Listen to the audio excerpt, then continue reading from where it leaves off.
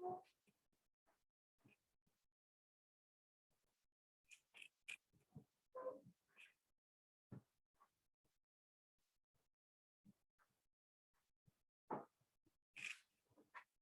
dia a todos e a todas.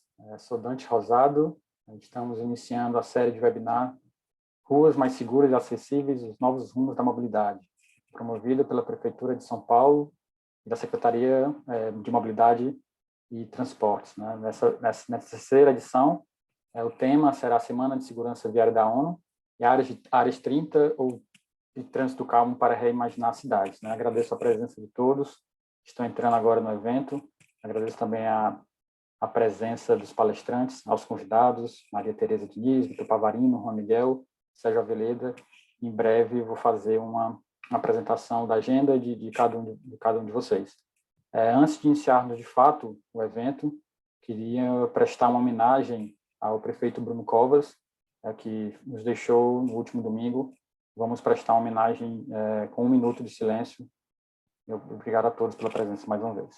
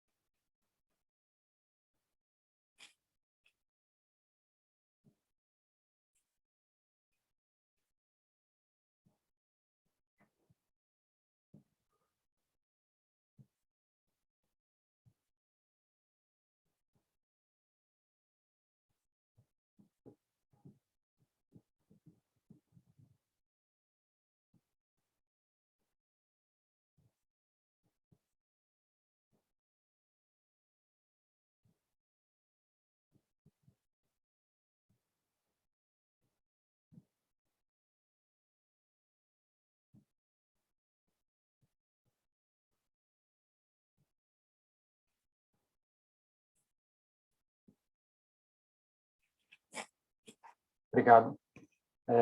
Dando início, de fato, ao evento, como eu comentei, é o terceiro evento, terceiro webinar dessa série, Ruas Mais Seguras e Acessíveis, os Novos Rumos da Mobilidade. Mais uma vez, agradeço a presença de todos que estão entrando agora no evento, todos e todas.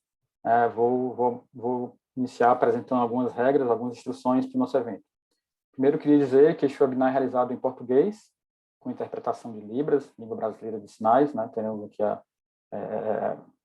duas representantes aqui nos ajudando a tornar o nosso evento cada vez mais acessível. Um evento, uma iniciativa bem interessante. Quem tiver perguntas a fazer aos panelistas, por favor, utilize o botão que tem aqui na barra inferior, de perguntas e respostas, e eu peço que vocês informem o e-mail, para que a gente possa entrar depois em contato para enviar as respostas. Convido também todos os panelistas a fazer uma autodescrição para garantir a inclusão das pessoas com deficiência visual. Vou iniciar por mim. Eu sou Dante Rosado, sou coordenador no projeto de segurança no trânsito da Vital Strategies. Atuo desde 2015 na iniciativa Bloomberg de Segurança Viária Global. Sou homem, branco, em torno de 40 anos de idade, tenho cabelos curtos, preto, uso óculos, estou usando uma camisa escura. Atrás de mim, estou usando um fundo virtual do escritório da Vital Strategies. Então, um dos palestrantes forem falar, eu peço também que façam essa audiodescrição, seguindo esse exemplo que eu utilizei.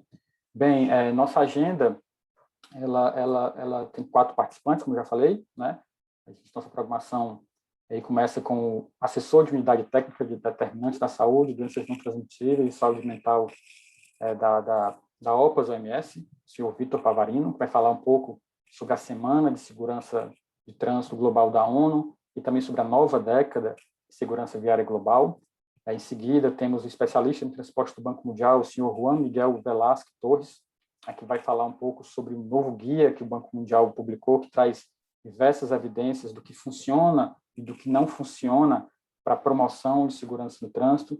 Em seguida, temos o consultor sênior em mobilidade urbana do WRI, Sérgio Aveleda, que vai falar como as cidades podem moldar o comportamento e as decisões das pessoas ao se deslocar nas nossas cidades. E encerramos com a Maria Tereza Diniz, que é chefe da assessoria técnica da SNT, que vai falar sobre o manual de desenho de ruas que é um documento desenvolvido pela Prefeitura de São Paulo, né? E também sobre o Estatuto do Pedestre, né? E, por fim, teremos perguntas e respostas e as considerações finais. Cada palestrante terá 15 minutos para fazer a sua explanação. Dito isto, eu convido o primeiro palestrante, o Vitor Pavarino, para falar no nosso evento. Muito obrigado, Vitor, pela presença. Obrigado, Dante. Primeiro, minha saudação a todos, aos colegas aqui presentes, a você, ao Omar, a Maria Tereza, ao Miguel, a Sérgio, a Omar, Dante, e as nossas intérpretes também, a Karen e Sheila, e todos que nos ouvem aqui. Seguindo a recomendação aqui dada por Dante para a descrição, eu sou Vitor, uma função que o Dante já descreveu, a seção de segurança viária da OPAS OMS no Brasil. Sou um homem de 57 anos, cabelo curto, castanho, estou usando uma camisa branca e um crachá azul. Eu tenho como fundo de tela o meu escritório aqui na OPAS OMS Brasil, onde está pendurado o meu capacete de ciclista, uma imagem da Mafalda, do Quino. Vejo também uma logomarca dos Objetivos de Desenvolvimento Sustentável na forma de bicicleta, que é o que a gente usa aqui. E o que eu agradeço por esse convite feito à OPAS OMS Brasil, e o faço em nome da doutora Socorro Gross, que é a nossa representante da organização aqui no Brasil, no escritório aqui no Brasil. E agradeço também por vocês terem pautado nesse webinar essa 6ª semana de segurança no trânsito das Nações Unidas, que é uma ocasião que a gente procura angariar compromissos do poder público, da sociedade civil organizada como um todo, né, nos temas relacionados a trânsito, à mobilidade sustentável de maneira geral. E de incentivar também o debate sobre esses temas e procurar dar visibilidade, como a gente vai fazer aqui, inclusive no caso de São Paulo, ao que a gente já vem fazendo, né? O que já vem sendo feito e o que a gente pode ainda fazer, né? Então, para iniciar assim, uma fala aqui dessa 6ª semana, eu queria trazer aqui para a gente uma fala do nosso próprio chefe lá em Genebra, Dr. Etienne Krug, falando sobre essa semana. Eu queria pedir para vocês subirem esse vídeo. O Dr. Etienne vai falar em espanhol, na verdade, mas é um espanhol que, a pedidos, é muito facinho, eu creio que todos vão entender. Ok?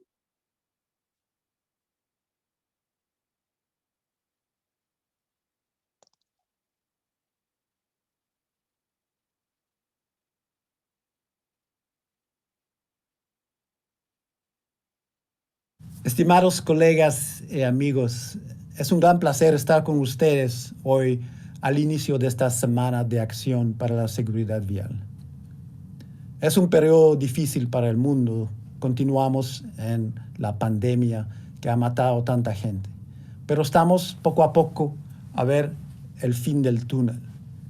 Y esto nos da una oportunidad de pensar cómo estamos movilizando, cómo estamos moviéndonos a través del mundo y cómo queremos ver el futuro después de la pandemia. Este futuro tiene que ser más seguro. Continuamos a perder vidas en las carreteras del mundo día por día. Muchas vidas. Y esto hay que parar. 1.300.000 personas mueren cada año, 50 millones están heridos. Y los factores de riesgo los conocemos. Uno de los principales es la velocidad excesiva. Tenemos que atacarnos a este problema. Por cada kilómetro viajando demasiado rápido o más rápido, tenemos un incremento de 4 a 5% de riesgo de mortalidad. Y sabemos que la mitad de la gente están conduciendo a una velocidad más alta que la recomendada. Quiere decir que tenemos ahí un problema muy grande, que tenemos que atacarnos. Y es por eso que esta semana de la seguridad vial está dedicada a la velocidad en general y más específicamente a la velocidad en zonas urbanas. Es ahí que queremos promover una velocidad de un máximo de 30 kilómetros por hora en todas las carreteras donde hay un mix de modos de transporte, donde hay peatones, ciclistas y carros que se mezclan, porque ahí son las zonas de más peligro. Y tenemos ejemplos de ciudades que han conseguido hacerlos. Toronto en Canadá, Nueva York en los Estados Unidos, Graz en Austria. Y además muchas ciudades en España que han comenzado a hacerlo esta semana. Es una propuesta para hacer nuestras ciudades más seguras, pero también mejores para la vida, más verdes, más tranquilas, más agradables también en términos de calidad de aire, y es esto que estamos promoviendo esta semana. Espero que esta semana es un inicio de una nueva manera de ver nuestras ciudades y de movilizarnos adentro de nuestras ciudades. Es un inicio después de la pandemia, es un inicio también de una nueva década de acción que ha comenzado este año. Tenemos 10 años para reducir la mortalidad en nuestras calles de 50% a través del mundo. Quiere decir que cada país tiene que tener esta meta, cada ciudad tiene que tener esta meta, y ahí tenemos que atacarnos a la velocidad. Un nuevo plan de acción se está preparando. Estamos consultando este mes con los países a través del mundo, con la sociedad civil, para mejorarlo, y después lo vamos a lanzar en el mes de julio o de agosto.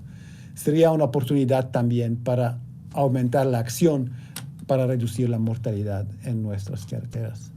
Este plan va a servir de base para discusiones el próximo año en un high-level meeting, un meeting de alto nivel de la Asamblea General de Naciones Unidas, que es muy raro esta oportunidad. Por la primera vez va a discutir la seguridad vial. Tenemos que tener esta oportunidad para asegurarnos que los líderes participen al más alto nivel posible, al nivel de jefe de Estado, para hacer el compromiso de acelerar la acción para la seguridad vial. Les agradezco a todos por haber venido a este evento, para participar y más que todo para las acciones que están haciendo a través del mundo. Muchas gracias.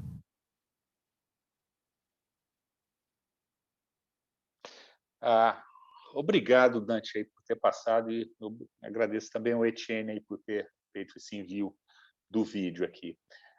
Gente, em 2004, só para a gente lembrar, logo depois que a Assembleia Geral das Nações Unidas conferiu para a Organização Mundial da Saúde o mandato para coordenar os esforços pela segurança viária no sistema da ONU, o Etienne, que acabou de falar, ele imediatamente criou a Colaboração das Nações Unidas pela Segurança no Trânsito, que é um mecanismo consultivo dos Estados-membros, mas também junto com agências das Nações Unidas, com o setor acadêmico, com ONGs, como inclusive as que aqui estão representadas, né?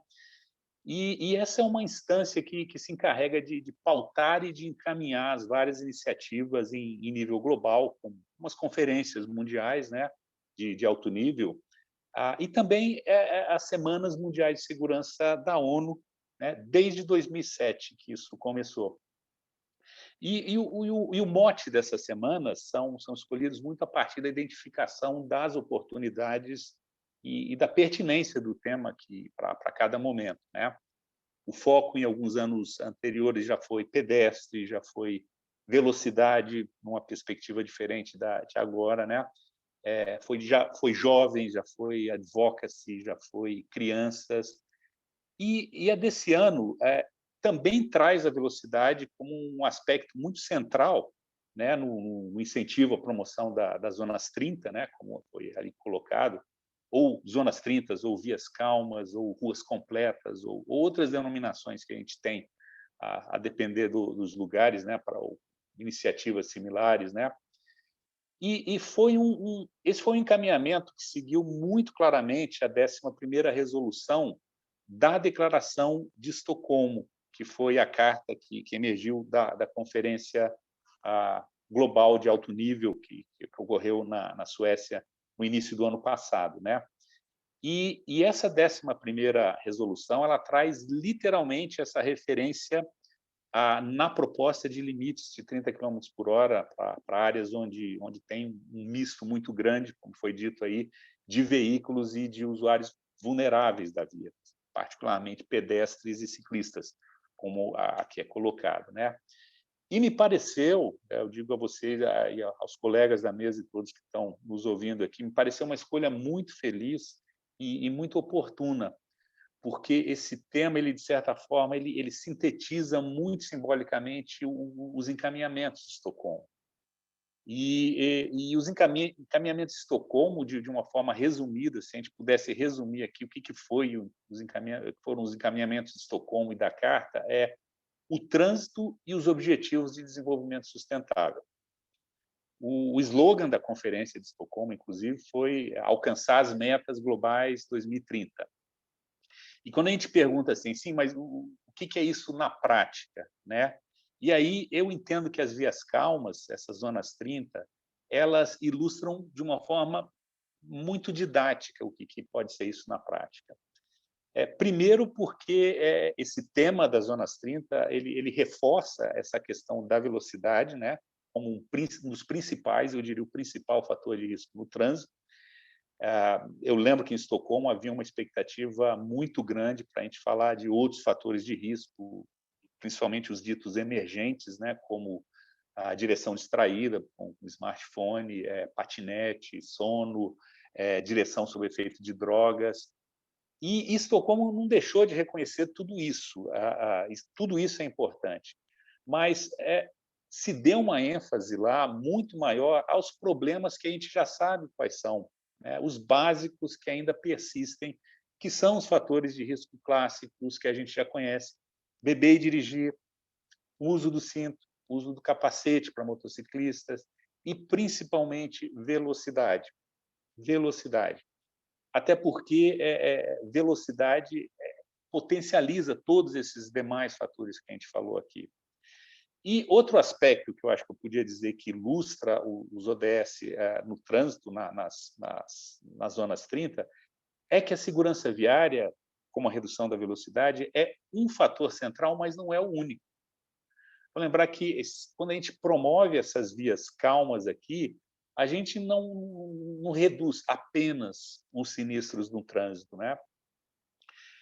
A gente promove qualidade do ar, a gente promove mais atividade física, a gente facilita a promoção de atividade física, e não menos importante, que eu diria, a gente promove saúde mental, né? Mais convívio humano, menos estresse e mais segurança também, do ponto de vista geral, tendo em conta que ruas mais frequentadas proporcionam um ambiente menos hostil à frequência, né? Ou seja, aquela série de aspectos da Declaração de Estocolmo que refere como mudança climática, equidade, acessibilidade, mobilidade sustentável, atenção aos segmentos mais vulneráveis, né? Desenho urbano mais includente, como vai ser tratado aqui, mobilidade ativa, todos esses aspectos aqui estão lá, resumidos emblematicamente e, eu diria, pedagogicamente, nessas ruas calmas e nessas zonas 30. Aliás, esse componente pedagógico das zonas 30 nas suas completas para mim, um dos elementos mais importantes. A gente acostumou a pensar que a educação de trânsito é um processo limitado a fazer campanha, a fazer palestra, a cartilha, a apostila, e tudo isso sim. Mas eu entendo que o desenho urbano ele tem um papel muito educativo e fundamental e vital. E assim como já se disse que uma boa engenharia é um bom desenho viário, e que são os melhores fiscais de trânsito, uma boa engenharia, né? Eu podia dizer também que um bom desenho urbano tem essa qualidade de educar pelo exemplo concreto. Eu vejo que eu estou aqui me aproximando dos meus 15 minutos, então eu queria passar de volta a palavra para você, Dante, e compartilhar mais com os amigos esse debate, que eu acho que a gente tem mais o que falar. Então, passo a bola de volta para você. Obrigado, Vitor. Obrigado por ter cumprido aí à risca o tempo. É muito importante esse resgate, né, desse histórico, né, que teve um marco em 2004, né, obviamente não se iniciou em 2004, mas teve esse marco em 2004 que fez a agenda de segurança no trânsito se movimentar. Apesar da Etienne ter falado sobre início, né, do novo início, estamos nessa jornada aí há bastante tempo, né. E aí eu concordo com você que a escolha desse tema foi bastante pertinente. A questão da velocidade é um tema central na promoção da segurança no trânsito em qualquer região, né.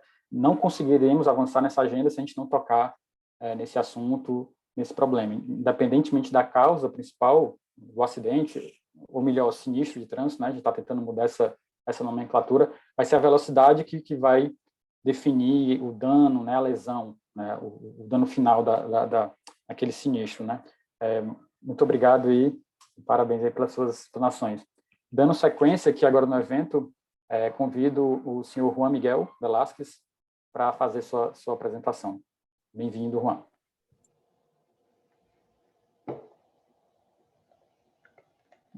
Muito obrigado, Dante. Eu vou iniciar me apresentando também.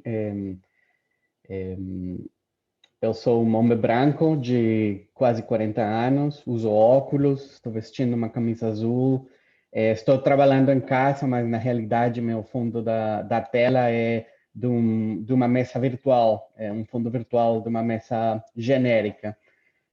Então, agradeço também o convite à Vital Strategies, à Prefeitura de São Paulo e aos outros palestrantes, também às intérpretes por seu trabalho hoje.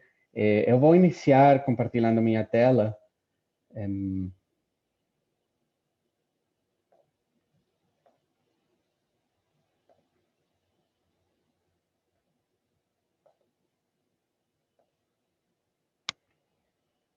E hoje, como falou Dante, queria falar um pouco dos benefícios das velocidades seguras, apresentando um pouco um guia que o Banco Mundial tem lançado há pouco, revisando a evidência sobre diferentes medidas de segurança viária. Para iniciar, queria comentar um pouco sobre a Global Road Safety Facility. Como mencionei, eu faço parte de uma unidade do banco, do braço do banco que atua na área de segurança viária, que é o Global Road Safety Facility.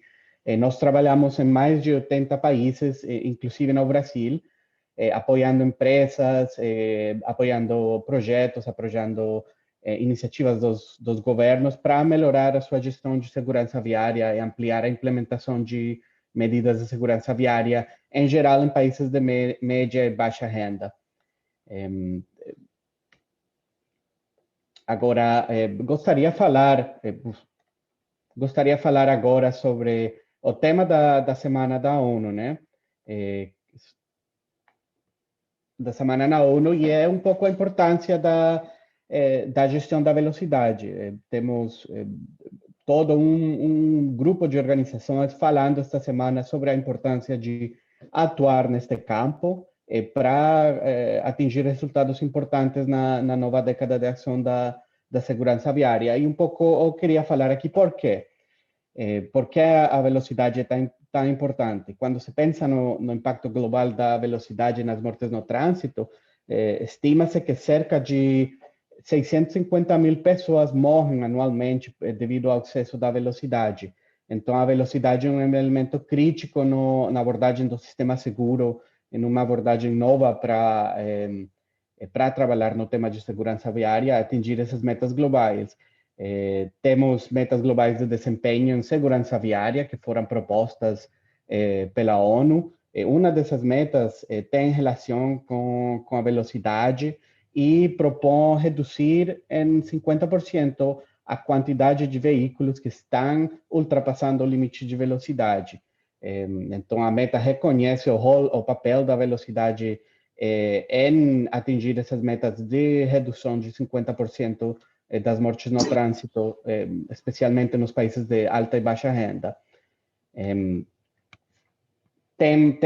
Gostaria de enfatizar o papel da velocidade e o potencial de salvar vidas por meio da gestão da velocidade. Temos décadas de pesquisa e agora temos uma evidência bem clara ligando a velocidade com mortes, com lesões graves e com outro tipo de lesões no trânsito. Eu queria chamar a atenção a um fato, uma redução de 2% na velocidade média mundial pode ter um resultado de mais de 100 mil vidas salvas a cada ano. Por isso a importância deste tema, como falou o palestrante anterior, o Victor, temos muitas áreas de atuação na segurança viária, mas velocidade é um tema que tem implicações nas distintas áreas de atuação. E, nesse sentido, áreas com limites de velocidade de 30 km por hora permitem, ainda além disso, além dos resultados em segurança viária, permitem comunidades saudáveis, negócios prósperos, espaços seguros para todos. Dê uma olhada agora nesse gráfico que mostra a relação entre velocidade e risco de morte em caso de atropelamento. Como podem ver, o risco de morrer quando um pedestre é atropelado a 30 km por hora é de 10%, mas aumenta muito rapidamente.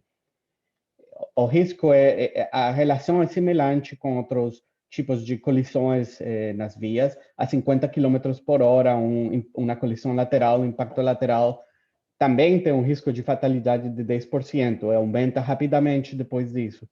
E o risco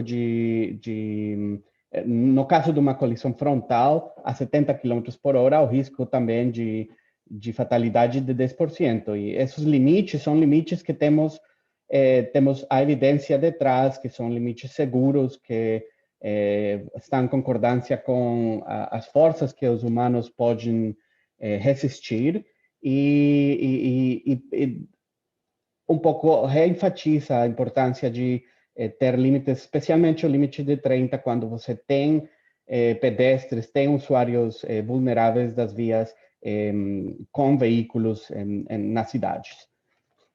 Para resumir, o que eu queria apresentar agora é a pesquisa, o guia de intervenções de segurança viária que o banco recentemente lançou, com evidência, um resumo de evidência do que funciona e do que não funciona. É importante lembrar que as soluções óbvias não necessariamente são apoiadas pela evidência. É importante entrar na evidência, consultar a evidência existente que tem sido pesquisada, tem sido preparada e tem pesquisas em muitos locais do mundo. Com este guia esperamos fazer esse resumo e orientar os tomadores de decisão para adotar medidas baseadas na evidência existente, evidência que tem sido desenvolvida ao longo de várias décadas. Achamos que o guia pode apoiar o uso da evidência para otimizar os recursos escassos e conseguir focalizar melhor os esforços, focar os esforços melhor. A guia examina várias categorias de intervenções no tema de segurança viária, mas nesta apresentação vou me concentrar principalmente naquelas que são mais relevantes para o tópico da velocidade. Temos intervenções como a promoção do transporte público integrado, melhorias das condições para caminhar e para andar de bicicleta, como calçadas, infraestrutura segregada para bicicletas, tem demonstrado eficácia na redução das fatalidades no trânsito, especialmente também nas rotatórias, que têm um impacto na velocidade, têm sido encontradas como altamente eficazes nos estudos globais do tema. Como falei, as rotatórias de todos os tamanhos, bem desenhadas, se estão tornando cada vez mais populares em muitos países, onde, especialmente adaptando ao tamanho, você pode construir rotatórias mesmo onde não tem possibilidade de construir rotatórias maiores, em vias de acesso urbano, onde não tem um nível de pedestres muito alto. Como vocês podem ver, o desenho é muito importante. Na direita temos uma rotatória onde você praticamente pode seguir direito sem reduzir a velocidade. Na esquerda, você tem uma rotatória bem desenhada que força os veículos a entrar na rotatória a uma velocidade reduzida, manter uma velocidade reduzida dentro da rotatória e depois virar fora da rotatória de novo com velocidade reduzida. Essa redução de velocidade é importante para reduzir mortes no trânsito e é a razão pela qual as rotatórias têm alta eficácia para reduzir mortes no trânsito. Voltando ao tema da velocidade e das intervenções efetivas para reduzir velocidade, para reduzir mortes no trânsito, temos as diferentes maneiras de acalmar o trânsito, não? Zonas de trânsito calmo, a redução da velocidade do trânsito, especialmente nas áreas onde tem pedestres, onde tem ciclistas, onde tem grande número de usuários vulneráveis. É importante criar infraestrutura de boa qualidade, faixas estreitas, faixas um pouco mais estreitas,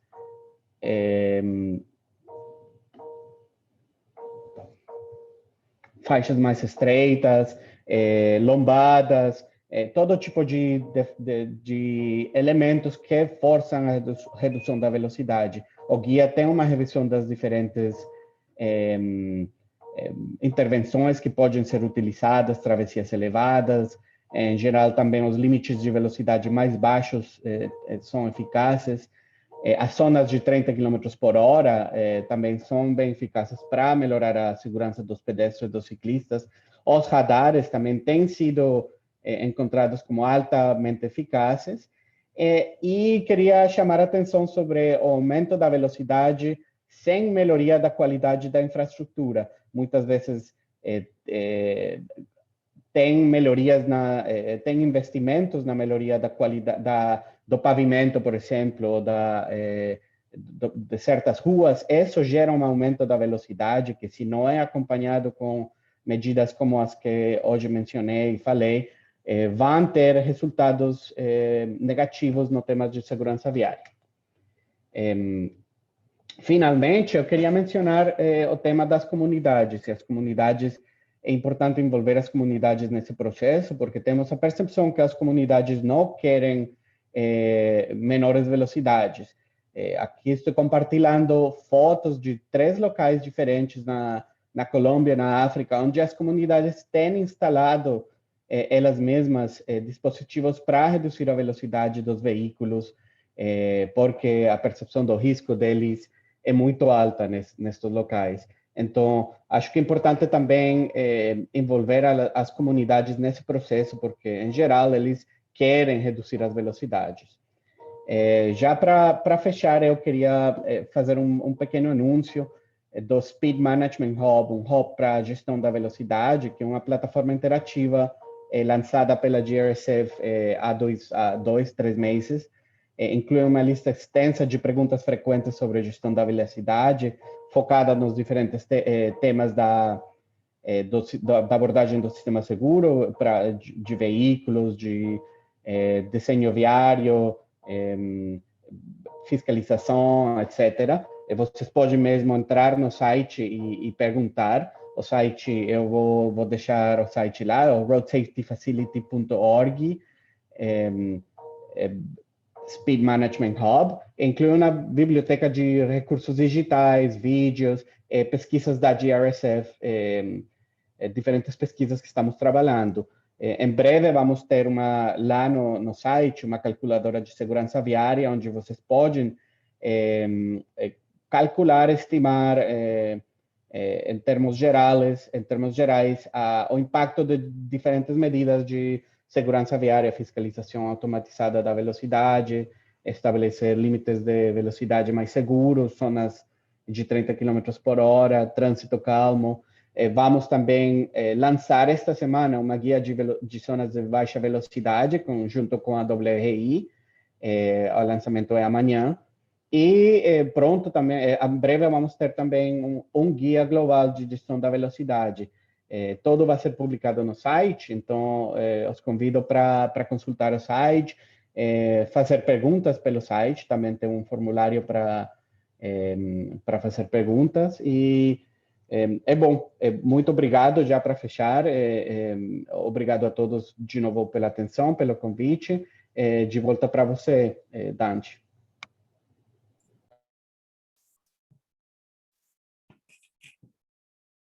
Obrigado, Juan. Parabéns pela apresentação. Você trouxe número, no início da sua apresentação, você trouxe números bem alarmantes, né, para a gente. Cerca de 650 mil pessoas morrem devido ao excesso de velocidade. Se você pegar o número total, cerca da metade, né, das pessoas em todo o mundo que morrem no trânsito estão relacionadas com esse problema, né? Isso não deve ser muito diferente da nossa realidade local aqui no Brasil. E aí as evidências que você mostrou comprovam que precisamos seguir nesse caminho, né? De fato, se a gente combater essa cultura da velocidade alta, a gente vai ter retornos significativos na redução do número de mortos e feridos. Mais uma vez, parabéns aí pelo Banco Mundial por essa publicação. Já tive a oportunidade de consultá-la. Ela está bastante completa, né, e responde diversas questões aí que a gente, a comunidade técnica, enfrenta para promover um trânsito mais seguro. Mais uma vez aí, obrigado. Seguindo agora na agenda, convido o Sérgio Aveleda para fazer a sua apresentação.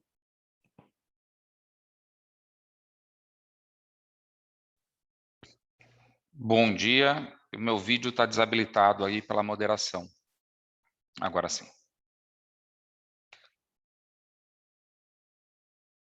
Bom dia a todas e a todos que nos acompanham nessa manhã de hoje. Quero agradecer à Prefeitura Municipal de São Paulo, a Vital Strategies e a Bloomberg Philanthropies pelo convite para estar aqui representando a WRI, nessa oportunidade de poder falar com vocês sobre um tema fundamental na gestão das cidades, que é o tema do gerenciamento das velocidades. Quero agradecer às nossas intérpretes de Libras e começar me descrevendo. Eu sou um homem branco, tenho 50 anos de idade, não tenho cabelos, fica mais fácil me imaginar, portanto, uso óculos, estou usando uma camisa quadriculada, branca e azul, e uma jaqueta bege, e tenho como pano de fundo um background virtual da Estação da Luz, que, na minha opinião, é um dos lugares mais bonitos da cidade de São Paulo. Eu quero começar, antes de entrar no tema que me foi reservado, de como as cidades podem redesenhar as ruas para melhor gerir a velocidade, colocar alguns pontos importantes, especialmente na minha experiência como secretário na cidade de São Paulo, quando eu tive a oportunidade de gerenciar uma forte resistência da opinião pública ao tema de gerenciamento de velocidades. Eu acho que esse é um ponto que a gente precisa considerar na política pública.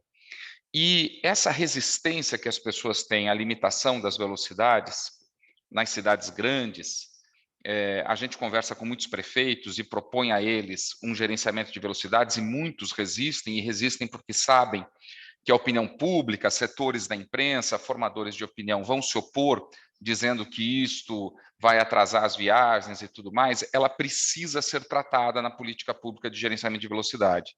Tecnicamente, todos nós aqui não temos dúvida nenhuma do risco da velocidade, de como o gerenciamento resulta em proteção, resulta na diminuição de mortes e feridos, mas esta não é uma percepção do senso comum.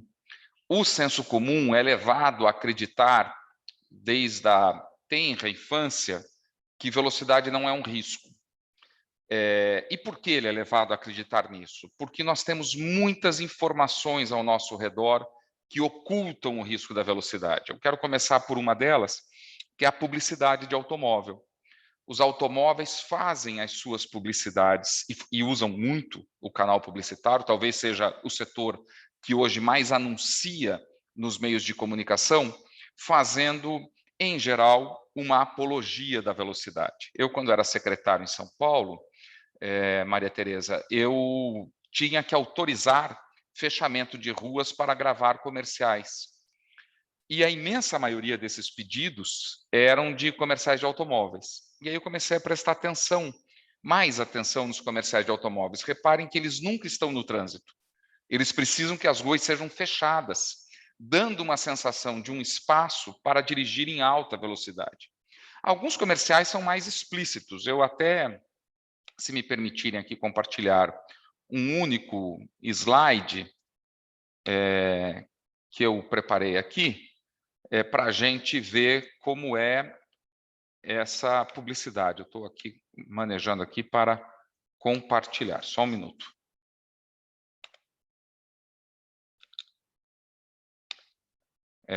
Não sei se vocês podem ver aí. Esse comercial recente de um veículo fabricado em que, subliminarmente, o veículo em alta velocidade conseguiu tirar uma toalha sem mover os objetos da mesa. Esse tipo de comunicação, evidentemente, contribui para essa percepção do senso comum de que a velocidade não é um problema. Fora isso, nós temos competições esportivas automobilísticas que falam da velocidade o tempo todo, a velocidade vira um símbolo de exercício de poder, e são poucos os canais que nós temos para impedir que as pessoas levem a acreditar que a velocidade não é o risco. Eu tenho defendido que os comerciais de automóvel deveriam seguir o caminho dos comerciais de cigarro, que hoje são obrigados a publicar nas suas embalagens ou em peças publicitárias os riscos que ele causam. Então, toda a publicidade de automóvel deveria vir com uma mensagem dizendo a velocidade é um risco, a velocidade é perigosa, mensagens até mesmo com imagens de sinistros de trânsito ocasionados pelo excesso de velocidade, para demonstrar às pessoas que usar o automóvel é um risco e que, se usar o automóvel em velocidade elevada, esse risco aumenta exponencialmente.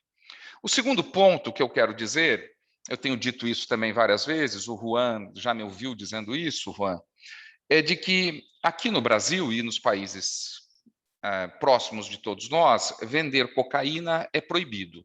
Você não pode consumir cocaína nas ruas, em nenhum lugar.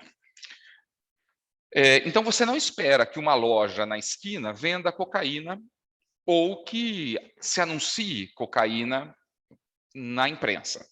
No Brasil, Vitor, nenhuma via pública é autorizada a você dirigir acima de 120 km por hora. Não existe.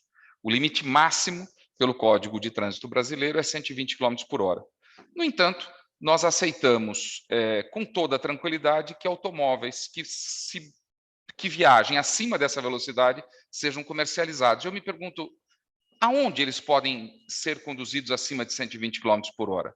Não nas vias públicas. Portanto, esses veículos que estão autorizados a trafegar nas vias públicas deveriam ter limitadores de velocidade compatíveis com a velocidade máxima autorizada no país onde ele é comercializado. A Renault, por exemplo, acaba de anunciar que está limitando a velocidade dos seus carros a 180 km por hora. Parece um passo interessante, mas eu fico me perguntando por que 180? Onde alguém pode dirigir a 180 km por hora sem estar cometendo uma infração gravíssima de trânsito ou até mesmo um crime de trânsito? Se ela pode limitar a 180, e a gente sabe que isso é muito simples de ser feito, quando eu era secretário, a gente decidiu limitar os ônibus a 50 km por hora, em menos de um mês todos os motores estavam limitados a 50, tranquilamente as fábricas poderiam parametrizar os seus motores para não irem além de 120 km por hora, obedecendo, portanto, a legislação de trânsito. Passada essa fase introdutória, eu quero dizer que são muitas as ferramentas que as cidades têm para gerenciar a velocidade. A primeira delas é dar um outro uso para as vias que não exclusivo para os carros. Esse é o mecanismo mais natural e mais, eu quero dizer, acolhedor para as pessoas. Nós sabemos que a imensa maioria das viagens de automóveis nas cidades são feitas em pequenas distâncias. Distâncias que poderiam ser feitas por outros meios de locomoção. Portanto, não significa proibir o automóvel, mas trocar o uso das ruas quase exclusivas ao automóvel, né? São Paulo tem 17 mil quilômetros de vias, se a memória não me trai, e 95% desse espaço é reservado para automóveis. Se a gente começar a ampliar o espaço para outros meios de transporte, nós vamos convidar as pessoas a andar menos de carro e os carros com espaços mais restritos andarão em menos velocidade. Ampliar calçadas, implantar ciclovias, são medidas que naturalmente levam à redução da velocidade. Eu ontem estava no Rio de Janeiro e cruzei ali a Avenida Rio Branco de VLT e me lembrava, quando eu vivi no Rio de Janeiro em 2013, que a Avenida Rio Branco era para automóveis. E hoje o tráfego de automóveis ali é só para automóveis de serviço e de emergência. Ali tem ciclovia, ou melhor dizendo, num trecho da Rio Branco não há automóveis, em outro trecho o espaço foi reduzido significativamente. É visível o acalmamento de tráfego no trecho onde foi reduzido o espaço para automóveis, e é visível como aumentou o fluxo de pessoas andando, mesmo durante a pandemia a gente observa, porque você tem uma calçada mais acolhedora, você tem um sistema de transporte público mais amigável, e você tem muito mais bicicleta cruzando naquela avenida do que antes. Essa estratégia, ela começa a ser implantada em algumas cidades e começa a demonstrar uma eficiência para além da segurança viária. Ela promove um uso mais vibrante das vias e, portanto, um uso que incrementa, inclusive, a segurança pública. Porque onde tem pedestre passando, um fluxo grande de pedestres, todas as pessoas se sentem mais confortáveis. É muito mais seguro para um pedestre andar na 25 de março do que na Marginal Tietê. O pedestre se sente muito mais seguro em termos de segurança pública, onde ele está acompanhado de outros iguais a si, do que numa via que tem milhares de carros passando em alta velocidade e ele sabe que numa situação de ocorrência de segurança pública, nenhum daqueles carros vai socorrê-lo. Agora, onde há uma comunidade de pedestres caminhando, ele sabe que ali terão várias pessoas solidárias numa situação de mais dificuldade, o que por si só já inibe o risco à segurança pública. Nós tivemos uma experiência em São Paulo muito interessante, que é a Sexta Sem Carro. No Dia Mundial Sem Carro de 2017, nós decidimos comemorar pela primeira vez com uma restrição automóvel, uma restrição tímida de 1,8 km, e eu mesmo ali tive internamente, inclusive, que enfrentar várias resistências de pessoas que achavam que a gente ia implantar o caos. E, na verdade, o que aconteceu naquela sexta-feira, depois com pesquisas que nós fizemos, foi uma percepção de toda a comunidade ao redor de que a rua ficou muito melhor sem carros privados circulando. Eu me recordo de que um comerciante me ligou da Rua Boa Vista, comerciante não, um representante de uma entidade de comerciantes me ligou perguntando quem tinha sido louco que tinha implantado aquilo. Eu falei, olha, fomos nós aqui da equipe, mas eu falei, por quê? Ele falou, porque agora os carros não chegam mais aqui na Rua Boa Vista e isso está gerando um problema muito sério para os funcionários aqui e nós precisamos mudar esse paradigma e tal. Eu falei para ele, olha, eu lhe convido o seguinte, vamos, na Rua Boa Vista não tem comércio, tem restaurantes e pouco comércio, muito pouco. Eu falei, vamos caminhar, eu e o senhor, por aí, e vamos na Rua Direita, que é uma rua que virou rua de pedestre há décadas aqui em São Paulo. E se o senhor me encontrar um comerciante da Rua Direita que queira trocar o seu ponto comercial para a Rua Boa Vista, onde passa carro, eu revogo a medida. Porque eu tenho certeza que nenhum comerciante da Rua Direita quer trocar. Então, quando você implanta uma medida de uso da via, ou de restrição da via do uso do automóvel, implantar outros usos, incrementar outros usos, você tem externalidades positivas para o negócio, para o mundo dos negócios, para a segurança pública e, claro, a principal efeito é aumentar a segurança viária. Uma outra medida que eu acho fundamental para reduzir esta resistência é a gente começar ao redor das escolas e hospitais. Ninguém consegue ser contra reduzir velocidade ao redor das escolas e hospitais. Portanto, esses locais que têm um grande fluxo de pedestres, eles devem ser os primeiros a receber as medidas de acalmamento de tráfego. E a partir das vantagens que se observa dali, você ir promovendo o crescimento da implantação dessas medidas de uma forma a possibilitar uma redução dessa resistência que cria muita sensibilidade na implantação dessas políticas públicas. E, evidentemente, para terminar minha primeira intervenção, e eu sei que a Prefeitura de São Paulo, junto com a Bloomberg Philanthropies, a WRI, a Vital Strategies, tem se preocupado com isso, é preciso conversar com os formadores de opinião. Nem sempre os jornalistas têm a especialização necessária para entender os benefícios da redução das velocidades. E eles precisam ser treinados e receber todas as evidências para mostrar que, num ambiente de trânsito de cidade, reduzir velocidade não aumenta tempo de viagem, às vezes até contribui para o tempo de viagem, porque você melhora a situação do congestionamento, mas tem um efeito brutal na proteção da vida das pessoas. Eram essas as minhas primeiras contribuições, agradecendo mais uma vez a oportunidade de estar com vocês.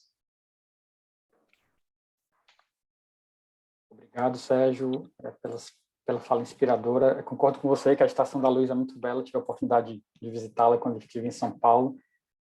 Acho fantástica também essa iniciativa da Sexta Sem Carro, né, ali no centro de São Paulo. Espero que os técnicos das outras cidades que estejam assistindo aqui o evento se inspirem para levar essa iniciativa também para as suas realidades, né? Como você falou, não há dúvida de que a gestão da velocidade salva vidas.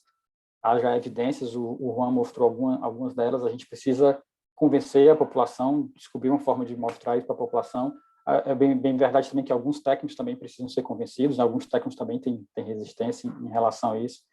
E é muito interessante essa percepção da propaganda, da indústria automobilística, que contribui e consolida essa cultura da velocidade alta, né? A gente precisa levar essa discussão para outras instâncias, poder na Tramp, com o Tramp, para ver como a gente pode reverter isso. Também concordo com a questão dos jornalistas. Assim, os jornalistas, na verdade, eles têm uma percepção similar da própria população, né? E eles acabam replicando esse senso comum, né? A gente precisa conversar e treinar esses jornalistas para estar enfrentando esse problema. Antes de passar para a próxima palestrante, eu queria só lembrar para os participantes que, quando eles colocarem, quem estiver assistindo, né, que ao colocar alguma pergunta ali no chat, por favor, colocar o e-mail para a gente poder retornar em seguida para vocês com as respostas. Passo a fala agora para a Maria Tereza. Seja bem-vinda e obrigado.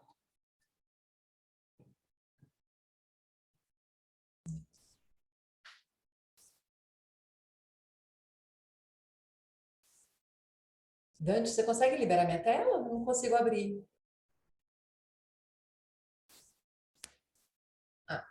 Ótimo. Obrigada. Bom, queria agradecer, né, a todos os nossos convidados e os nossos parceiros por estarem aqui nesse debate conosco hoje. Eu sou Maria Tereza Diniz, sou chefe da assessoria técnica da Secretaria de Mobilidade e Transportes. Eu sou uma mulher, vou fazer minha audiodescrição, sou uma mulher branca, magra, eu tenho cabelos castanhos claros, olhos esverdeados, um nariz fino e boca fina também. Eu estou usando um vestido preto com bolas brancas e atrás de mim tem um painel, um backdrop do Maio Amarelo, da nossa campanha do Maio Amarelo de 2021. Fico muito contente de ouvir todas as manifestações, né, que a gente acaba de receber aqui. Queria cumprimentar também, esqueci, desculpem, a Sheila e a Karen que estão fazendo para nós o trabalho de Libras. E vou compartilhar com vocês o que a Prefeitura tem feito, né, para atuar nesse sentido da nossa conversa aqui de hoje. Acho que somos... todos aqui tem um certo consenso entre as falas, né? A gente está atuando no mesmo sentido, mas os desafios de implantar todas essas modificações numa cidade pré-construída, pré-existente, não são tão fáceis assim. Então, a gente queria mostrar para vocês como que a gente tem feito e quais os avanços que a gente já conseguiu alcançar. Então, vou compartilhar aqui a minha tela.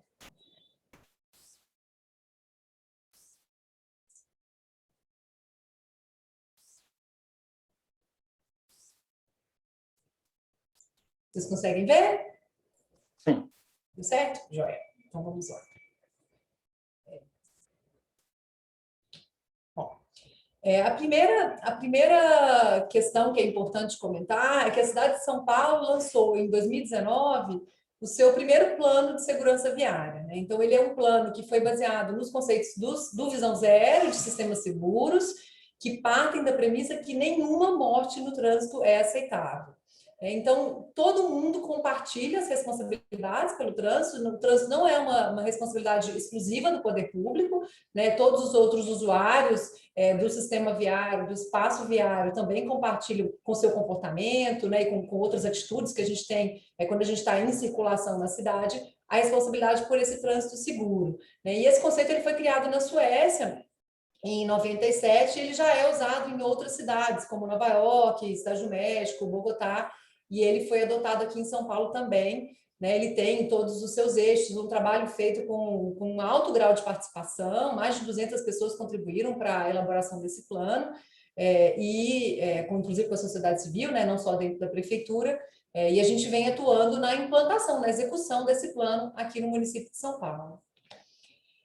E a prefeitura já trabalha, né, com acompanhamento e com a melhoria, né, da redução dos acidentes fatais, dos sinistros fatais aqui em São Paulo há muito tempo, né? Então, a CT ela tem esses dados, ela acompanha esses dados no sentido de atuar, né, não só para acompanhar os dados, desde a década de 70, né, do final da década de 70, e a gente consegue perceber nesses gráficos alguns momentos que foram chave nessa redução dos acidentes fatais, que são medidas estruturais, que fazem quedas muito abruptas, né, no número de mortes no trânsito, como, por exemplo, quando a CT foi reestruturada, entraram os agentes de trânsito da CT, lá no começo da década de 90, o Cinto de Segurança de São Paulo, a fiscalização de velocidade, o Código de Trânsito, depois a Lei Seca, e aí as medidas de redução de velocidade. Então, a gente conseguiu ter uma queda muito grande, ainda precisamos continuar trabalhando, reduzindo ainda mais, é claro, né, no conceito da visão zero, mas a gente sabe que quando vai chegando, né, cada vez mais perto do visão zero, vai ficando mais difícil. Porque o motivo, as causas dos acidentes fatais, eles estão pulverizados no território da cidade, eles estão por todas as partes. Então, atuar só com medidas estruturais não é suficiente, a gente também precisa atuar no nosso desenho de via, em outros tipos de ações que o Plano de Vida Segura traz. Então, uma das metas que a gente tem, né, do plano, era construir um manual de desenho urbano e obras viárias. Então, esse foi um trabalho que a gente fez nos 2 últimos anos, foi um trabalho feito com diversas prefeituras e órgãos da prefeitura, né, outros órgãos, empresas da prefeitura, todos que atuam no espaço viário, para juntar os parâmetros e as regras de projeto no espaço viário. Então, por exemplo, a gente fala do desenho da pista, né, que a gente chama de leito carroçável, às vezes, ou da calçada, mas tem também todas as outras coisas que estão por cima desses espaços, né? Então, eu tenho o espaço do pedestre, o espaço do ciclista, o espaço dos automóveis, dos ônibus, mas eu também tenho infraestrutura, eu tenho arborização, eu tenho todas essas outras coisas que estão posicionadas nesse espaço viário, e se essas coisas não acontecerem de forma integrada, né, se elas não tiverem uma relação entre si, para que a gente consiga cumprir as 3 grandes funções do espaço viário, que são a mobilidade, né, que é a gente circular em todos esses modos, né, a função da infraestrutura, porque o espaço viário também serve de suporte para a infraestrutura, e a função da ambiência, porque é claro que toda essa conversa que a gente tem hoje, né, que a gente ouviu aqui dos outros palestrantes, ela tem a ver com essa ambiência, né, então qual que é a largura dessa seção da via? Qual que é a altura dos edifícios? Eu tenho árvore, eu não tenho? Eu tenho um lugar para me sentar se eu estiver cansada na minha circulação? Então, como que essa ambiência acontece que torna esse espaço mais agradável, mais acessível, né? Mais confortável, e que não seja um espaço hostil, né? Então, as regras de projeto, elas precisam trabalhar nesse sentido. E a gente queria anunciar aqui hoje, aproveitar esse momento para dizer que a gente conseguiu finalizar o site. O manual foi publicado em dezembro do ano passado, a sua versão impressa, e agora a gente conseguiu finalizar o site, que está publicado, né, está o endereço aqui na tela, que tem outras funcionalidades de busca, né, de impressão, e que esse manual pode ser atualizado, né, de forma contínua pela prefeitura, de forma dinâmica pelas equipes da prefeitura. Então, queria convidar a todos que visitassem o site e conhecessem as normas para a elaboração de projetos aqui na prefeitura, que traz, né, as prioridades do nosso espaço. Então, quando a gente fala de segurança viária, a gente está falando de quem? Quem são os nossos grupos mais vulneráveis? A gente está falando dos pedestres, que em número absoluto, né, são sempre o número 1 da lista, tem disputado um pouco esse posto de primeiro lugar com os motociclistas nos últimos 2, 3 anos, né, mas historicamente os pedestres são os mais afetados nos acidentes fatais. A gente tem a bicicleta, né, os ciclistas, que o risco relativo é muito alto, né, dos ciclistas, então toda a infraestrutura que a prefeitura tem feito, tem implantado para poder aumentar a segurança dos ciclistas, a gente vai falar um pouquinho disso aqui, e os motociclistas também, né, que a gente tem visto aumentar o número da frota, né, de motociclistas, aumentando muito a circulação de motociclistas, e é uma preocupação na nossa atuação, como a gente orienta a nossa atuação em relação a eles, né. E para isso, para todo esse trabalho da prefeitura, a gente sempre cuida dos dados, né? Então, a gente fala que é a atuação com base em evidências, né? Isso é muito dito ultimamente. Então, a gente tem a monitoração, a avaliação, que são contínuos, pelas equipes todas da prefeitura, né? Da CET, da SP-Trans, também da SMT, para que a gente possa tomar as decisões corretas. E a gente tem feito parcerias, né? Não só os nossos espaços de coleta de dados, mas também parceria com outras instituições como, por exemplo, a iniciativa Bloomberg para a Segurança Global, a Vital Strategies, a WRI, o Instituto Cordial, que tem nos ajudado com esse processamento de volumes grandes de dados, para que a gente também consiga levantar hipótese, né, e traçar a nossa atuação. A gente também conseguiu uma parceria com a Secretaria de Saúde para poder integrar o sistema da CET, né, que trata todos esses dados de acidentes, com o sistema da saúde, que é o sistema de informações, né, da saúde, para que a gente possa cruzar os dados e integrar esses dados, para que a gente conheça mais, né, esses dados para poder orientar na sua atuação. E a gente tem outras parcerias que são com a USP, para semáforos inteligentes para pedestre, com a Poli, e com o Intercity, do Bike Science, que também está ajudando a gente a verificar as nossas rotas, né, para a gente continuar expandindo a nossa estrutura cicloviária na cidade, né? Então, estamos desenvolvendo diversos algoritmos, tem mais de 80 pessoas trabalhando nessa equipe da USP, para poder desenvolver os melhores lugares, né, para avaliar a nossa estrutura cicloviária que a gente já tem hoje na cidade e continuar expandindo ela da forma correta, em lugares que sejam mais adequados, seguros, confortáveis, em relação à topografia, em relação a outros usos, e diversos outros aspectos de planejamento da estrutura cicloviária, né? E é importante mencionar também a nossa parceria com o governo britânico, que pelo Prosperity Fund tem financiado aí o Smart Mobility Program, e o Banco Mundial também é nosso parceiro no desenvolvimento de diversos estudos em relação a estudos mais estruturais de planejamento, né, da mobilidade do transporte aqui no município, mas também focados no pedestre, focados em questão de gênero e mobilidade. Inclusive, a gente vai ter no próximo webinar da semana que vem, já queria deixar aqui o convite, a gente vai ter a participação do Banco Mundial para poder lançar um relatório de gênero e mobilidade junto conosco, e a gente vem atuando para continuar evoluindo e melhorando a nossa atuação, né, e questionando nossos próprios programas para melhorá-los e continuar evoluindo.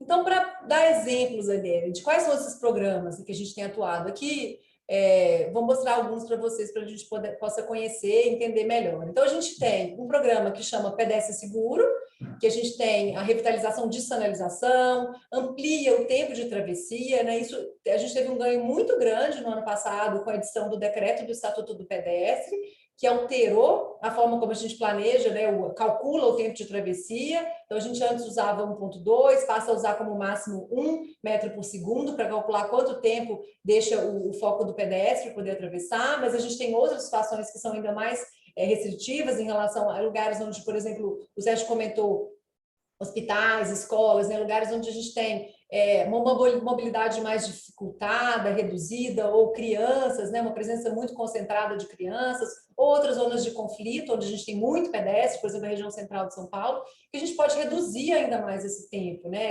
essa forma de cálculo, essa velocidade do pedestre, sabendo que esse pedestre tem uma travessia mais lenta. Então, a gente usa outros critérios, como 0,8, 0,7, aí tem outros índices que esse decreto foi um grande avanço que esse decreto conseguiu trazer para a nossa cidade, para o planejamento dos projetos. A gente tem um outro programa que é de travessia segura, que é quando a gente faz os avanços de calçada nas esquinas, para poder reduzir, né, a distância da travessia, ajusta o raio de curvatura para o veículo não entrar em cima do pedestre, quando ele faz essa curva, quando ele faz essa conversão. O Rota Escolar Segura, que tem como foco a segurança das crianças, né, dos adolescentes, nesse trajeto casa-escola, então estuda esses caminhos principais e redesenha esses caminhos, trazendo mais segurança e a operação desses desenhos também, desses lugares também. O programa de áreas calmas, que é a redução para, no máximo, 30 km por hora e todas as medidas de moderação de tráfego que funcionam como um sistema nesse espaço, né? Então, a gente tem lombadas, travessias elevadas, às vezes estreitamentos de pista, sinalização horizontal, vertical e também semafórica, mini rotatórias e outras melhorias, principalmente para pedestres e ciclistas, né? Reduzindo a velocidade nesses ambientes, né? Que são áreas, né? São perímetros dentro da cidade. Os territórios educadores, que também tem uma associação, né, com atividades lúdicas no trajeto escola-casa com a questão da segurança viária, então a gente associa 2 programas da prefeitura, E o Vias Seguras, que tem como foco grandes avenidas, né? Avenidas que têm uma velocidade regulamentar mais alta, né? E a gente precisa fazer alguns rearranjos para poder ajustar a geometria, ou mexer em semáforo, sinalização e aprimorar também as travessias de pedestre. Então, esses são alguns exemplos de grandes programas que a gente tem, como a gente tem atuado aqui na Prefeitura de São Paulo.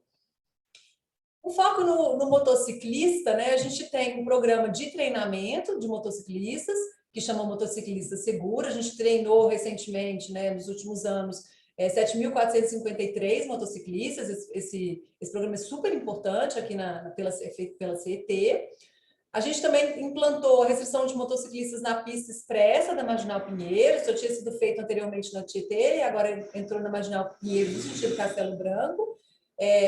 A gente também conseguiu assinar um termo de cooperação com aplicativos de entrega, para que eles possam agora, durante o Maio Amarelo, enviar mensagens educativas para os seus trabalhadores, né? Então, é muito importante, né? Ao dirigir, ao sair de casa, né? Cuide de si, use a máscara, né? Então, não seja uma vítima do trânsito. Esse trabalho ele foi feito junto com o SAMU, né? Foi uma parceria muito importante da SMT, da CET, junto com o SAMU.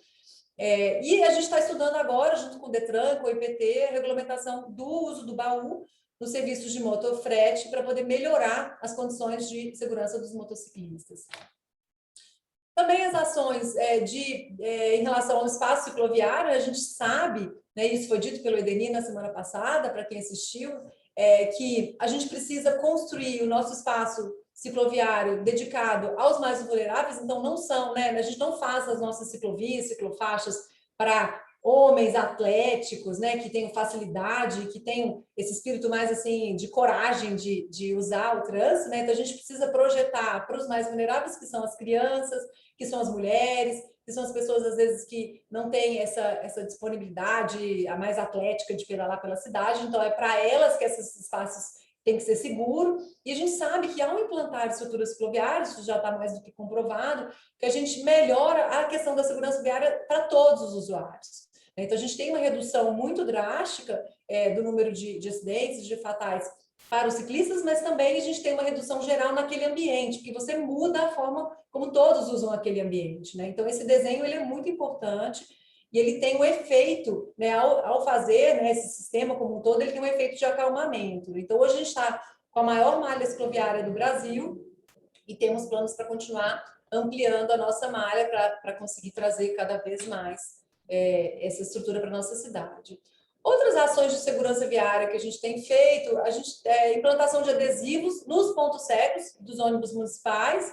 A gente já fez isso em mais de 6 mil veículos, 6.133, que é importante para o usuário que está fora do ônibus, né, ao se posicionar em relação àquele veículo, que ele saiba que naquele lugar, se você está perto daquele lugar do ônibus, o motorista pode não estar te vendo. Né? Então, para que o pedestre, o ciclista, também se posicionem de forma a se proteger. É claro que o motorista tem que enxergá-los, né? Que ele tem que cuidar, né, de toda essa segurança, mas a gente também pode se colocar numa posição mais segura, sabendo dessa informação, muda o nosso comportamento. A restrição de velocidade de 50 km, que o Sérgio comentou, foi muito importante, também como medida de segurança, e o treinamento, que é continuado, né, dos motoristas de ônibus pelo programa Viagem Segura, para que eles também dirijam de forma mais segura na nossa cidade. E a gente vem fazendo, nesse Maio Amarelo desse ano, né, a nossa campanha tem sido nesse sentido, né, de falar respeito e cuidado salvam vidas. Então, a gente tem toda a questão dos pontos cegos, a preferência dos pedestres em relação aos outros usuários do espaço viário, o capacete, vá a pé, né? Cuide-se também em relação à pandemia. Então, uma vinculação do Maio Amarelo também com cuidado em relação, né, são as duas pandemias, né? Em relação à pandemia do coronavírus. Respeite a faixa pedestre. Então, todos esses posts vêm sendo compartilhados. Os webinars que a gente tem aqui também são ações da nossa campanha de Maio Amarelo, dentre outras atividades que a gente tem. Tá? E aí, para a gente poder já chegar aqui ao fim, quero falar um pouquinho dos próximos passos, né? Que acho que todo mundo fica sempre curioso, né, do que vem aí. A gente acaba de apresentar à Prefeitura, no mês passado, o programa de metas para essa administração. E aí, nesse programa de metas, a gente tem muitas medidas, né, medidas muito ousadas, para que a gente continue atuando em relação à segurança viária. Então, são 10 projetos, né, em regiões da cidade para redesenho urbano, para a segurança viária, e esses projetos são aqueles que a gente comentou dos programas, né, que eu já comentei anteriormente, que são Rota Escolar Segura, Áreas Calmas, todos esses programas que a Prefeitura continua fazendo, aprimorando cada vez mais a elaboração desses projetos, integrando, inclusive, com outras secretarias da Prefeitura, esse trabalho de integração que começou, né, com a aproximação muito grande do Manual de Desenho Urbano, ele tem sido muito interessante. Conduzir campanhas de comunicação, as campanhas são muito importantes, é um dos eixos do nosso plano de Vida Segura, para que a gente continue conscientizando a população, que a gente demonstre, né, como que eles podem ter esse comportamento mais seguro e aprendam quais são os riscos, né, ao se deslocar na cidade, para que eles se protejam também e protejam os outros, né, principalmente. Implementar programa de renovação de semáforos. Então, os semáforos em lugares onde a gente tem alto índice de mortes no trânsito, então a gente vem atuando de forma progressiva, melhorando esses lugares da cidade. Mais 2.800 novas faixas de travessia de pedestres, lugares onde elas ainda não existem. Intervir nos pontos críticos de mortes no trânsito, em conjunto com as demais obras do sistema de intervenção viária. Então, esse é um trabalho de integração muito interessante, que é o seguinte: todos os projetos que a gente tem, se é um rota escolar, se é uma área segura, se é uma ciclovia, se é uma ciclofaixa, nesses lugares existem pontos críticos de acidente. Então, aproveitar esses outros projetos para também atuar nesses pontos críticos, conhecer esses pontos críticos e atuar com essas intervenções, né, para solucionar esses pontos críticos e, lógico, não criar novos pontos críticos que têm a ver com os parâmetros de projeto. Implantar 100 mini rotatórias, também com o objetivo de induzir desenvolvimento de menores velocidades, um programa de segurança que envolva ações para aumento, né, do tempo para os semáforos e intensificar também a fiscalização em 32 vias. Então, tudo isso com o objetivo de reduzir o nosso índice de mortes no trânsito para 4,5 por 100 mil habitantes. Né? Então, esse número é um pouco abstrato para quem não é da área, né, o que isso significa, mas para a gente trazer um pouquinho de referência aqui, o estado de São Paulo hoje tem 10, né, por 100 mil habitantes, dados do Infociga, e o Brasil está com 14,8 por 100 mil habitantes. Então, realmente um número ousado, né, e São Paulo, felizmente, conseguiu reduzir bem mais que o Estado ou que o Brasil, e a gente tem que continuar atuando nesse sentido. Então, quando a gente fala de reduzir o índice de mortes, a gente também está por trás de todas essas ações, é importante comentar que a gente também está falando dos feridos, né? O foco não é só na redução dos fatais, mas é importante a gente também saber, né, que se em 2019 a gente teve 16.700 feridos no trânsito e mais ou menos 4,7% desses foram fatais, né, vítimas do trânsito, 4,7% foram fatais, mas a gente tem 10% que são feridos graves, né? E às vezes deixando sequelas, né? E outras situações, além de todo o impacto econômico, que o João Miguel conhece bem esse assunto, né? Ele tem especializações aí nesses estudos, dos impactos econômicos que isso também traz para a nossa sociedade. Então, são investimentos, nosso programa de metas, que além de toda essa meta de segurança viária, também tem outras metas para mobilidade ativa, né, para pedestres e ciclistas, como, por exemplo, as rotas de acessibilidade, com botoeiras sonoras para deficientes visuais, que a gente vai começar a implantar agora nesse ano aqui em São Paulo, os projetos em contratação, e outros diversos projetos voltados para pedestres e para ciclistas, que também atuam nesse sentido da segurança viária, de reduzir, com um investimento previsto aí da ordem divulgado pelo programa de metas, para esses projetos da ordem de 580 milhões de reais, tá? Nesses próximos 4 anos. Então, queria agradecer vocês e dar continuidade aqui. Obrigado, Maria Tereza. Parabéns pela apresentação. Muito importante esse destaque que você deu no início dessa série histórica, né? Confrontando a evolução dos mortos e as ações que foram tomadas ao longo dos anos. Reforça a importância de tomarmos as nossas decisões com base em evidência, né? A gente repete muito isso, porque, de fato, é o caminho que precisa ser seguido. Nós, da Vital Strategies, e por meio da iniciativa Bloomberg, né, temos muita satisfação de poder ter contribuído com a elaboração do Plano de Segurança Viária de São Paulo e pelo Manual, né, de Desenho de Ruas. Ficamos felizes de ver esses outros avanços que a cidade vem desenvolvendo e que pretende desenvolver. De fato, o que ocorre em São Paulo acaba refletindo para todo o país inteiro, né? Portanto, é muito importante que a cidade continue continue com esses avanços, né? Não quero pressionar vocês, mas a responsabilidade sobre vocês é muito grande, né? O que acontece aí acaba sendo copiado para as outras cidades. A gente vê isso com muita frequência. Dito isto, eu dou início à segunda parte do nosso evento, né, que é a sessão de perguntas e respostas. Retorno aí ao Vitor Pavarino. Tem uma pergunta aqui para ele. É que na segunda-feira, Vitor, no evento de lançamento oficial da semana, né, diversas falas, diversos participantes exploraram a importância de você definir limites de velocidade seguros para estimular a caminhada e o uso da bicicleta, né? Nesse caso, os benefícios vão além da promoção da segurança no trânsito, impactando também na questão do clima e outros aspectos da saúde das pessoas. Você pode falar mais, explorar mais um pouco isso, falar mais sobre isso? Obrigado. Posso sim, Dante. Esse é um aspecto que, aliás, me parece tão importante quanto o da segurança viária, propriamente dita, né? Aí, sabe, as mortes e os traumas por traumas no trânsito, elas, é certo, elas estão entre as 10 principais causas de morte no mundo. Me parece que pelo Global Health Estimates, que a gente tem, uma mais recente, deve ter caído para a 12ª, continua sendo bastante importante. No Brasil, elas são a 8ª causa, mas a depender da idade, chega a ser a primeira e a segunda de todas as causas. Mas de todas as causas, de maneira geral, de morte que a gente tem aqui no Brasil, para a gente pegar especificamente, pegando dados de 2019 aqui, de longe, são as doenças crônicas não transmissíveis.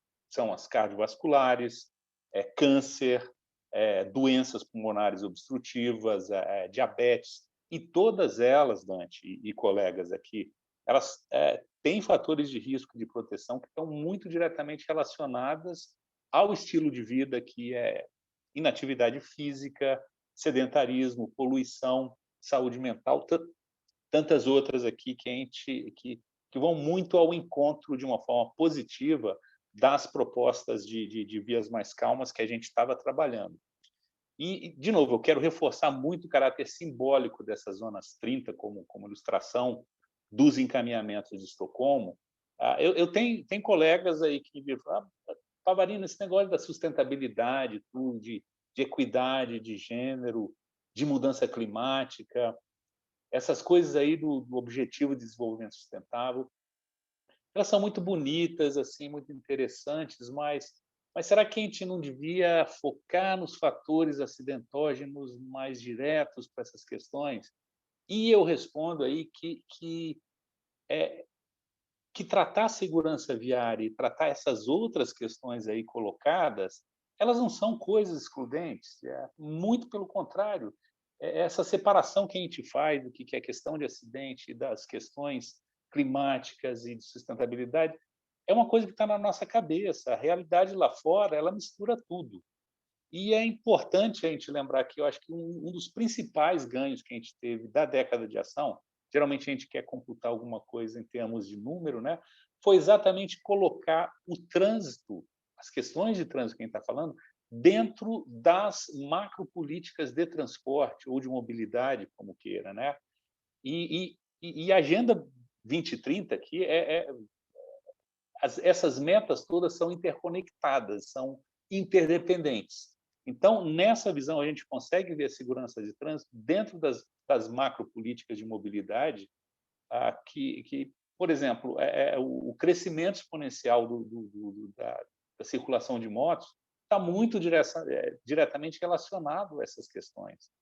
E a gente consegue ver também, por essa via aqui, que pelos ODS, que não é uma questão da gente primeiro resolver essas grandes questões como pobreza, desenvolvimento social, e só depois a gente pensar no trânsito e no transporte.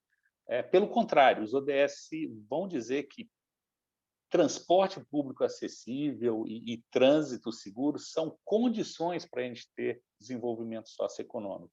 Queria só aproveitar um pouquinho também para endereçar alguma coisa trazida, que sempre é muito excitante, que o Sérgio trouxe em relação à questão da velocidade, fica muito claro que a gente tem um desafio de comunicação para os comunicadores e quem consegue traduzir esse conjunto de racionalidades, os formadores de opinião e tudo, mas a gente também tem um desafio que às vezes me parece no sentido político, no sentido mais amplo de endereçar essa questão. Deixa eu trazer um exemplo. Eu comecei a trabalhar em transporte, na verdade, foi no transporte aéreo. E eu me lembro que, nos anos 80, a gente teve o desafio da questão da proibição do cigarro, de fumar dentro de aviões. E isso, naquela época, parecia uma coisa muito radical e que a gente teve que enfrentar a opinião pública, dizendo, se você fizesse a mesma comparação com o limite de 30 quilômetros que é colocado, você não, mas realmente faz algum sentido a gente proibir o cigarro nos aviões? E teve muita resistência, sim. Inclusive que teve que ser trabalhado com, não, primeiro vamos dividir metade do avião aqui para fumantes e metade para não fumantes. Tipo, alguém tinha que avisar a fumaça para ir só até a metade do corredor e voltar. Até que caiu aquela racionalidade na cabeça das pessoas que não faz sentido nenhum as pessoas fumarem dentro de um cilindro metálico, que é um avião, quando você tem 20% a menos de oxigênio, mas para vencer essa resistência teve comunicação, mas também teve ousadia que é necessário nessa questão da velocidade, que nem sempre você vai encontrar uma opinião pública e formadores de opinião favoráveis. Só para endereçar essa questão, jogo de volta para vocês. Obrigado, Vitor. De fato, a nossa realidade não é compartimentada, né? Como as nossas caixinhas técnicas tentam fazer, né? O mundo é misturado, né? Muito obrigado. Direciono agora ao Sérgio. Sérgio, no lançamento da Semana da Segurança da ONU, ainda aproveitando esse gancho, o diretor da OMS, o Etienne Grug, que o Vitor compartilhou o vídeo, né? Ele comentou que nossas ruas não pertencem aos carros, né? Nossas ruas pertencem às pessoas que precisam se deslocar com segurança. Você vê com otimismo a implantação desse modo de pensar nas nossas cidades, no nosso contexto? Quais são os benefícios que a gente pode ter com cidades seguindo esse pensamento, né? E aí, pegando um gancho com o que você apresentou, como mudar esse sonho, né, que a indústria automobilística vende, né, das pessoas terem o desejo de ter um carro, né? Obrigado, Dante. Em primeiro lugar, Vitor, eu concordo plenamente com você. O fato de a gente ter uma comunicação, problemas de resistência não deve impedir a execução de política pública. Lembro também o cinto de segurança na cidade de São Paulo, que passou a ser exigido a partir de 93, na gestão do prefeito Paulo Maluf, e tem até um programa Roda Viva muito interessante da gente assistir, o prefeito Paulo Maluf no centro do Roda Viva, respondendo questões muito duras dos jornalistas, ele apanhando muito porque exigiu o cinto de segurança e proibiu fumar nos restaurantes. Eu, aliás, adoraria reencontrar esses jornalistas e perguntar a eles se eles fariam as mesmas perguntas e teriam a mesma posição quase 20 anos depois da decisão do prefeito de banir os cigarros dos restaurantes e obrigar o uso do cinto de segurança. Tenho certeza que todos eles se arrependeriam do que eles fizeram ali. Dante, duas questões que você me faz que são bastante interessantes. Primeiro, eu acho que as cidades vêm avançando, sim, para abrir mais espaços para outros modos de se locomover. O exemplo da cidade de São Paulo, que saiu há 10 anos atrás de praticamente 0 quilômetros de ciclovia e hoje está se aproximando dos 700 quilômetros de ciclovia, com muita resistência. Eu, como secretário, não tive nem a oportunidade de implantar a ciclovia, porque a cidade tinha tanta resistência às ciclovias que a nossa principal tarefa foi protegê-las para não serem retiradas. Eu cheguei a ter mais de 300 pedidos de retirada de ciclovia durante 2017 e o começo de 2018. E hoje a cidade avança com a implantação dessa pauta com muito menos resistência, e isto é uma maneira de reocupar o espaço para as pessoas e não para os automóveis. Quando você implanta faixas de ônibus, é a mesma coisa, você está favorecendo o transporte coletivo, que é o mais sustentável, democrático e seguro, em detrimento do transporte individual motorizado. Um outro caminho a se fazer, Dante, é a gente descobrir nas cidades quanto a gente gasta com o transporte individual motorizado. Nós não temos esse cálculo. Se eu entrar agora no orçamento da Prefeitura de São Paulo e procurar subsídio ao transporte público, terá lá uma rubrica ao redor de 3,5 bilhões de reais, e a cidade, por isso, discute isso. Tem quem diga que é muito, tem quem diga que é pouco. Enfim, agora, se eu procurar despesas com o transporte individual motorizado, eu não vou encontrar essa rubrica, dando a impressão que não há despesa, dando a impressão que o poder público não gasta com automóvel. Então, eu acho que começa a ter, sim, uma lógica de a gente redesenhar as ruas. O projeto do Anhangabaú, que a Prefeitura de São Paulo acaba de fazer, em que pese ali já não circulasse carros, é um convite para o uso de pedestres daquele espaço, de ocupação pelos pedestres daquele espaço, que vai refletir no entorno. As pessoas chegarão naquele lugar do Parque Anhangabaú a pé. Então, ali terão caminhadas nas ruas ao redor. O Parque Bruno Covas, na Marginal Pinheiros, em que você pretende trazer pedestres e ciclistas para o rio, para um novo casamento da cidade com seus rios, eu acho que vai consolidando isso. Segundo, como fazer com que as pessoas não idealizem o automóvel com elemento de liberdade? É exatamente a minha resposta anterior, é mudar o uso das ruas. Quanto mais favorável for usar outros meios, mais as pessoas vão descobrir que possuir um automóvel, se locomover em automóvel, gera tantas externalidades negativas e é tão menos livre, porque você é obrigado a procurar uma vaga para estacionar, você é obrigado a carregar 2 toneladas para mover 80 quilos, 70 quilos. Então, está na mão do desenho das cidades a gente desestimular o uso do automóvel. É com um desenho que abra espaço para outros usos, como a Tereza bem indicou que a Prefeitura de São Paulo vem fazendo e vai continuar fazendo. Muito obrigado. Obrigado, Sérgio. Queria fazer meu agradecimento pessoal pelo empenho em garantir a continuidade, né, no retrocesso da política de segurança viária e de cicloviária na cidade de São Paulo. Como eu falei, o que acontece em São Paulo é reflexo em todo o Brasil. Isso foi muito importante para todos nós, né, da comunidade técnica. Dando continuidade, vou agora para fazer uma pergunta ao Juan Miguel, com foco agora na questão da velocidade em si. Juan, muitas vezes o problema da velocidade é visto apenas como um desrespeito aos limites de velocidade, ou seja, apenas uma questão de comportamento.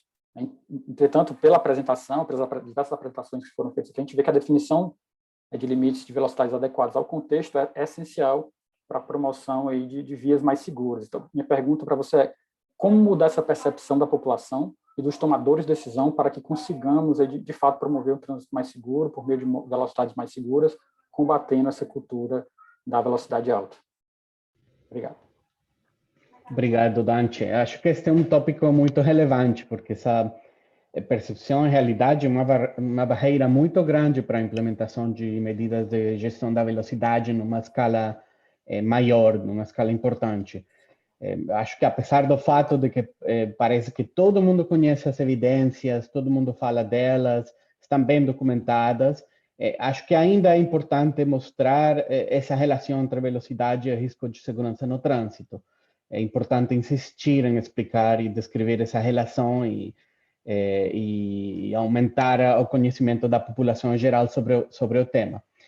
Acho que uma boa maneira de fazer isso é continuar na avaliação das intervenções feitas localmente, para mostrar que as evidências que foram desenvolvidas em outros locais, em outros países, outros contextos, também se aplicam ao contexto local e ao contexto da nossa realidade no Brasil e na região. Acho que isso é uma boa forma de trazer essa evidência para uma experiência mais, para casos mais perto para as pessoas.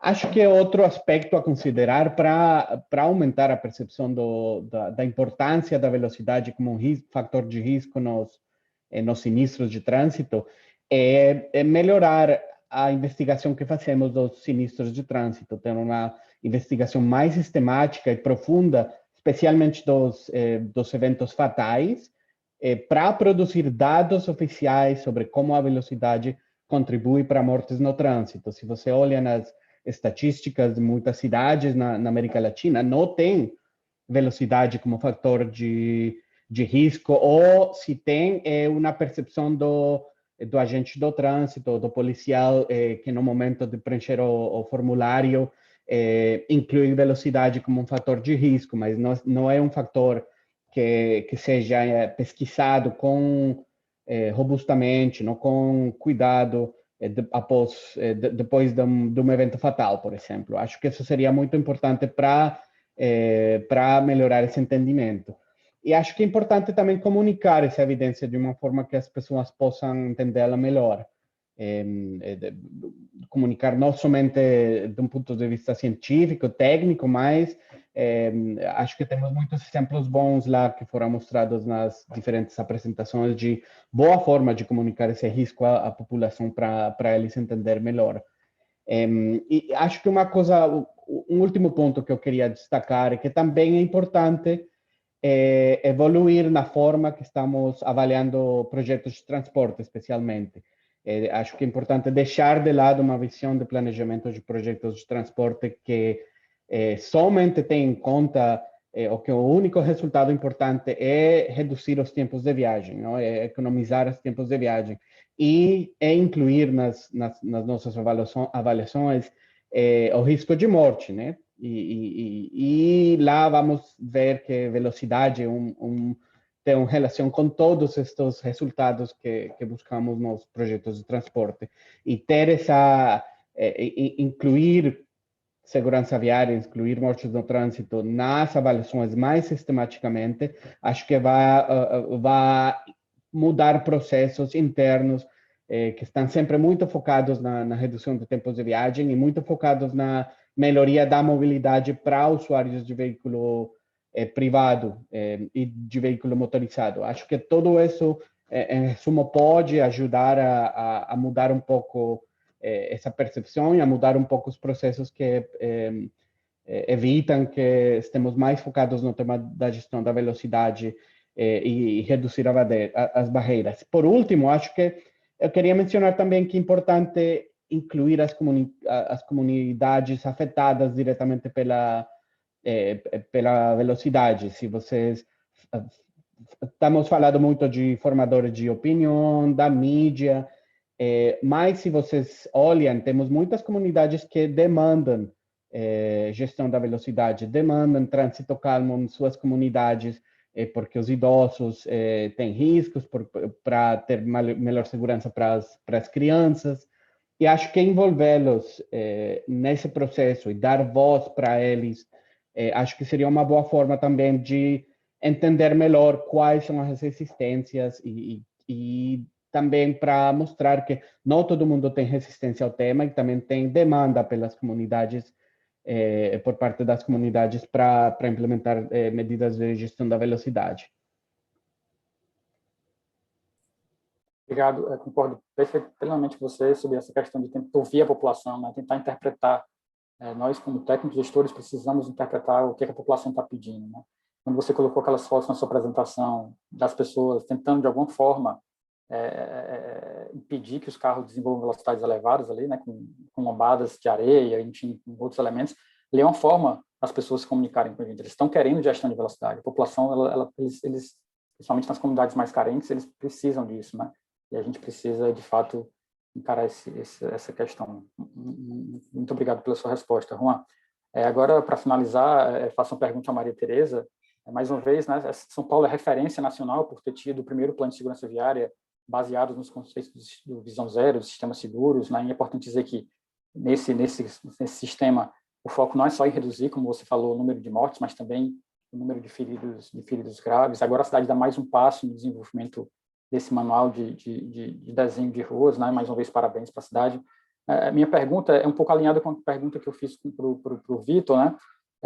Como que a melhoria do desenho das ruas, né, como esse manual, né, a implementação desse manual pode beneficiar justamente a agenda da sustentabilidade, indo além da questão da segurança do trânsito. E também, se você puder falar mais um pouco sobre os futuros projetos que a cidade, né, tá pensando em implementar, né, você já falou muito na apresentação, se quiser destacar mais algum, fique à vontade. Obrigada. Acho que o Vitor disse muito bem, né, quando ele fala que o desenho urbano também tem que funcionar como um processo de educação, né? Eu tenho um histórico de atuação em urbanização de favelas, né, na Prefeitura de São Paulo, trabalhei muitos anos com isso, acho que essa minha vivência, eu não tenho a menor dúvida, né, de que tanto o processo participativo como né? Como o Juan Miguel comentou, que ele é fundamental, acho que a gente nem discute isso, né? Que isso é fundamental e necessário, não tem como fazer de outra forma. Mas como que as cidades brasileiras, elas foram construídas pelas próprias pessoas, né? São pouquíssimos os pedaços das nossas cidades que foram planejados previamente, e a gente é uma grande coxa de retalho de parcelamentos que foram emendando uns nos outros, às vezes cidades que vão emendando umas nas outras, e macrometrópoles, né? E relações muito complexas de desenho da nossa cidade. Então, a gente tem um passivo muito grande de desenho equivocado, né? Ou mesmo que sem essa intenção, né? De ter sido feito como dava para fazer, e a gente foi crescendo e construindo a nossa cidade dessa forma. Então, eu brinco que de urbanista e louco todo mundo tem um pouco, porque é assim que as pessoas foram construindo suas próprias calçadas, foram construindo seus próprios bairros, e a gente agora na prefeitura sabe que a gente precisa melhorar e refazer tudo isso. Então, o Manual de Desenho Urbano, ele se divide em dois tipos de atuação. Primeiro, a atuação que é de revitalização, de requalificação desses espaços que a gente já tem, né? E é claro que a gente não vai destruir a cidade inteira para fazer tudo de novo, então a gente tem algumas limitações, restrições, e é assim que o projeto precisa ser orientado, né? Diferente quando você fala de Nova York, por exemplo, em Manhattan, as calçadas estreitas têm 5 metros de largura. Então, é claro que os parâmetros de desenho do Manual de Desenho de Nova York não servem para São Paulo, não cabe em São Paulo. Né? Então, a gente precisa trabalhar com a intenção de melhorar, de corrigir, né? Mas os nossos parâmetros não podem ser idênticos aos deles, porque senão a gente não vai aplicar. Né? Então, isso é muito importante que todo mundo entenda, né? Quando a gente fala de um manual de desenho desses. Mas eu também tenho certeza que, à medida que a gente vai fazendo bons projetos, né, em todos os sentidos, e aí a participação, inclusive, do CMTT, das câmaras temáticas, né, toda essa vivência dos usuários, da população, né, não só a população diretamente afetada por aquela intervenção, mas também os grandes pensadores, né, especialistas da sociedade civil organizada ou não, que sabem como que funciona viver nesses espaços e circular nesses espaços, que a gente faça bons projetos e implante bons projetos, que isso vai criando um repertório, né? Então, tem um caso muito interessante do Cantinho do Céu, que foi uma das áreas que a gente urbanizou, que tem um projeto maravilhoso, e que, quando a gente foi fazer outras urbanizações, as comunidades próximas falaram, não, mas eu quero daquele jeito ou melhor. Então, quando a gente cria um bom repertório, né, as pessoas olham para aquilo e falam, não, é assim que eu quero. Então, assim que eu quero a minha cidade. Então, a gente sabe disso na prefeitura, que a gente tem que dedicar a desenvolvimento e implantação, né, não só o projeto, mas também a obra, de fazer muito bem feito para que esse processo se torne irreversível e progressivo, para que a gente consiga melhorar, né, no médio prazo, lógico que não vai ser de um dia para o outro, mas que a gente consiga melhorar a nossa cidade, corrigir as coisas ruins da nossa cidade e adequar essa cidade, o espaço viário principalmente, as necessidades que a gente tem, e a segurança viária é uma delas, é uma das mais importantes dela, né? Não é a única, mas é uma das mais importantes. Então, eu não tenho dúvida de que a melhor forma de fazer, né, é construir esse repertório, e que a população também vai nos ajudar, né, e vai ter também fazer pressão para que próximas administrações continuem atuando nesse sentido, da mesma forma que foi comentado aqui em relação ao espaço ferroviário, mas também a outros tipos de intervenção, que a gente continue avançando e melhorando a nossa cidade cada vez mais para os cidadãos, porque quando a gente fala, né, de construir essa cidade, a gente ouve muitas pessoas falarem do turismo, que precisa melhorar a cidade para atrair turistas, por exemplo. A cidade tem que ser boa para os próprios cidadãos, né? Se ela for boa para esses cidadãos, ela vai atrair naturalmente turistas e outros interessados em vir visitar, em vir copiar, como você disse, né, Dante, em vir se inspirar nos nossos projetos. Então, acho que a gente faz para nós mesmos, e com isso a gente consegue ir melhorando o nosso Brasil devagarzinho. É nisso que eu acredito. Obrigado. Muito importante essa questão do exemplo, né? Assim, o exemplo é a melhor forma de você fazer uma pessoa mudar de opinião, né? A partir do momento que você adequa o limite de velocidade de 60 para 50, por exemplo, e aquela pessoa vê que isso não impactou em nada no seu tempo de viagem, não impactou no congestionamento, ela se convence de que aquilo pode ser feito. Da mesma forma, quando você implanta uma ciclofaixa, quando você prolonga uma calçada numa esquina, de fato, o exemplo prático é a melhor forma de você convencer a população. Gente, infelizmente, a gente está encerrando o nosso webinar. Fiquei muito agradecido em ter participado, aprendi bastante. Espero que quem tenha assistido também tenha achado o evento de forma bastante relevante, né? Queria agradecer a participação de todos, da Maria Tereza, do Vitor Pavarino, do Juan Miguel, do Sérgio Aveleda, por terem dedicado seu tempo aqui para conversar com a gente. Na próxima semana, temos a série de webinars continua, né? A gente, na próxima quarta, dia 26, no mesmo horário, no mesmo link, né? Basta gravar aí o link. O tema do próximo webinar será gênero, segurança e mobilidade. Todos os eventos dessa série estão sendo gravados, vão ficar disponíveis nos canais da SMT, né? No YouTube, podcast, enfim, vários canais, vocês podem depois pesquisar aí na internet. Mais uma vez, obrigado pela presença de todos. Muito obrigado e tenham uma ótima quarta-feira e um ótimo resto de semana. E até a próxima. Tchau, tchau.